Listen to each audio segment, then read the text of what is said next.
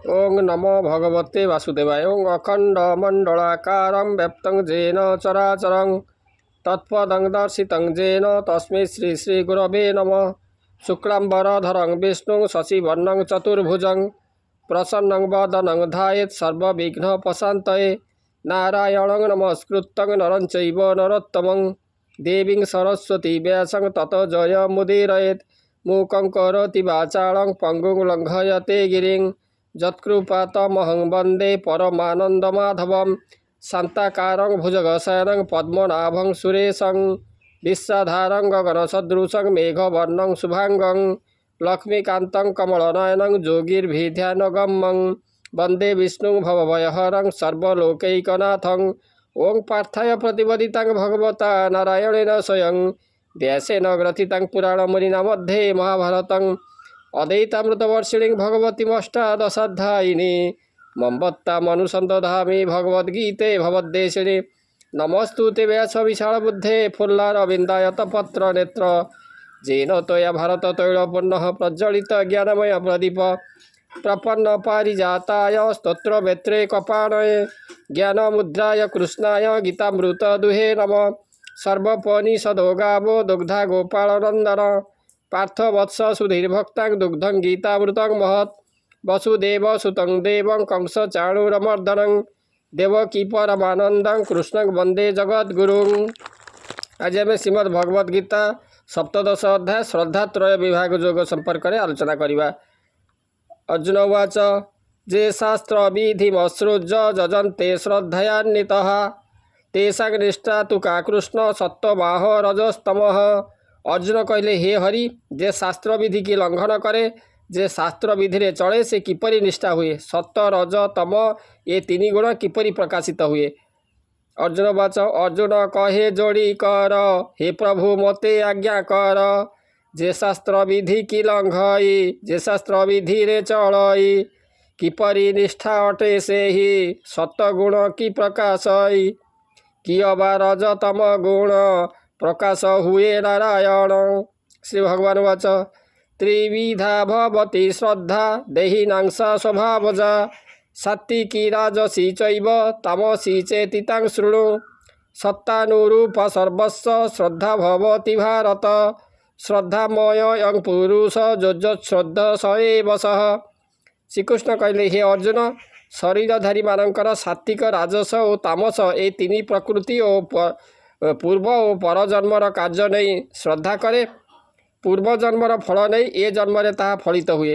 एणु jar जेपरी श्रद्धा से सही बाट धरे सात्विक राजस तामस से जेउथिरे थाए बस अभ्यास पूर्व पर जन्मे श्रद्धा जे ताहार जन्म श्रद्धा जे ताहार जन्मे तीन प्रकार ए अटई दैवी प्रभाव प्रकटई पूर्व जन्मर लाभ नेई सत्ता जे प्राणी की जन्मई एणु पुरुष श्रद्धामय अटंती श्रद्धा हे कौंतेय एणु मो श्रद्धा जेउ परी से मध्य हुई से परी जजन्ते सात्विका देवान् जक्ष रक्षांसि राजसः प्रेतान् भूत गणांश्चन्ने जजन्ते तामसा जनाः अशास्त्र विहितं घोरं तपन्ते जे तपो जनाः दम्भाहंकार संयुक्ताः कामराग बलान्विताः।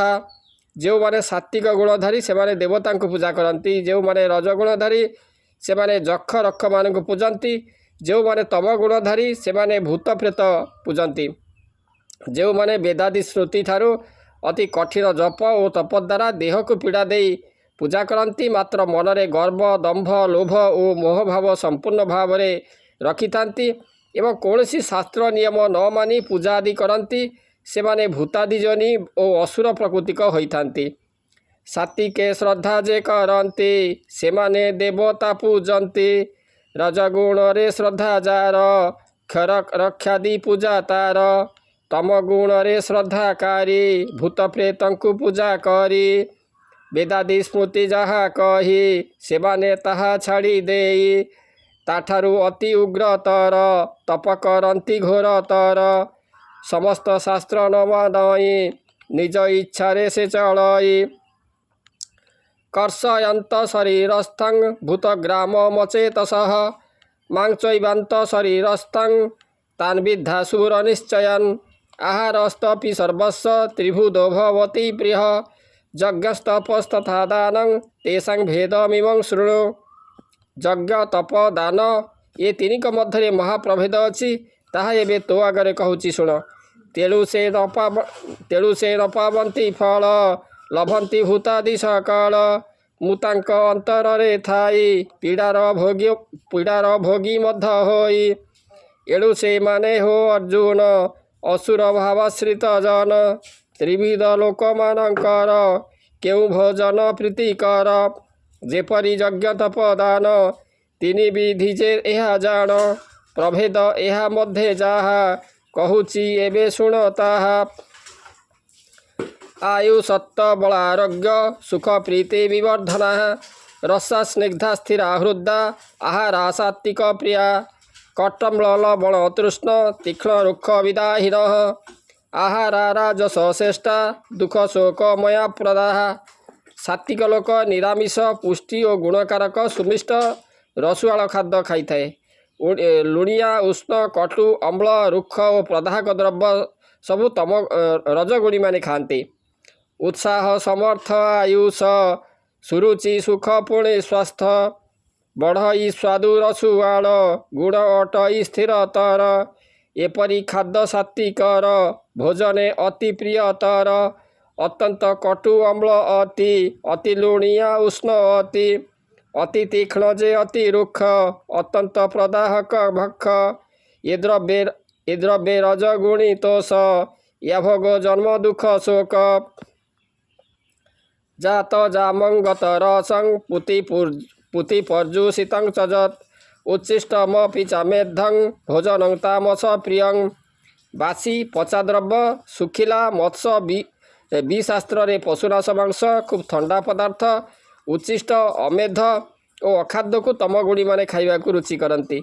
खाद्य प्रस्तुत जेबे हुए प्रहरी बेले पड़ी रहे से सबु शीतल हुई जात जा मताहाकु कही पकांती चुपुड़ी जे रस ताहाकु बोली गत रस बहुत दिनर रंधन दुर्गंध जन्म हुए जान सुखिला मत्स्य मान जाहा पुति बोलिण जान ताहा विष अस्त्र रे पशुनाश नथाए जही रे सारांश जहाकु शास्त्र करे मना अमेध बोली कर घेना पूर्व दिन प्रस्तुत जाहा बासी नाम को धरे ताहा भोजन परे पात्रे जाहा थाए उच्छिष्ट अटे ताहा ये सर्वद्रव्य तम गुणी प्रीति बढ़ाई ताहा जानी।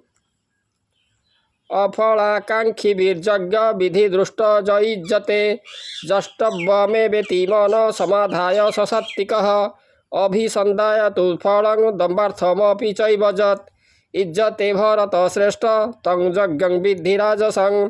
जो मैंने कौन सी कामना न रखी फल आशा छाड़ी दे शास्त्र नियम यज्ञ करती से यज्ञ मान को सात्विक यज्ञ कहती। जो मानकर फल आशा थाए और निजर प्रशंसा पाए यज्ञ करती से राजस यज्ञ पर यज्ञ करती। फल कामना छाड़ी दे एकाग्र मना जेहु होई शास्त्र नियम कले यज्ञ सात्विक यज्ञता को जान मोर उद्देश्य यज्ञ कले सात्विक बोलाए विधि रे फल कामना जार थाई निज प्रशंसा जस पाए यज्ञ जे करे हो अर्जुन राजस यज्ञता को जान। तेणु आज आम आलोचना कलु श्रीमद् भगवद गीतार जहाँकि सप्तदश अध्याय श्रद्धातुर विभाग जोग तार प्रथम भाग। आशा करे भगवान जो तांकर मुख निसृत बाणी आपण मानक भल लगी आज रोची ओम नमो भगवते वासुदेवाय।